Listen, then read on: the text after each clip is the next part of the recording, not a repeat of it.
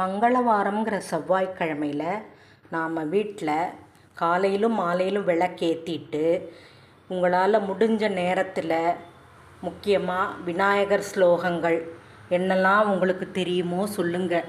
ஸ்லோகங்கள் சொல்கிறதுக்குரிய பலன்கள் ரொம்ப ரொம்ப நமக்கு கிடைக்கும். விநாயகர் ஸ்லோகங்கள் சொல்லி முடித்தோடனே அடுத்து நாம் முருகன் ஸ்லோகம் சொல்லணும்.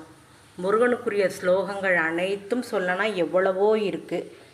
அதில் செவ்வாய்க்கிழமை நம்ம வீட்டில் முருகனுக்கு நல்ல செவ்வரளிப்பூ அலங்காரம், தாமரைப்பூ வச்சு, முல்லைப்பூ வச்சு அலங்காரம் பண்ணி அழகாக சுவாமிக்கு நைவேத்தியமும் அலங்காரமும் பண்ணிட்டோன்னா விளக்குகளும் ஏற்றி வச்சுட்டு நாம் ஸ்லோகங்கள் சொல்ல ஆரம்பிக்கணும். பூஜையெல்லாம் சிறப்பாக பண்ணணும். நைவேத்தியம் நல்லா எது வேணாலும் பண்ணிக்கலாம். முருகனுக்கு பஞ்சாமிர்தம்னா ரொம்ப பிடிக்கும். அபிஷேகத்தில் பஞ்சாமிர்த அபிஷேகம் ரொம்ப விசேஷமானது. அதே மாதிரி முருகனுக்கு பிடித்த சக்கரை பொங்கல், சுண்டல் எதுனாலும் வச்சு பூஜை பண்ணுங்கள்.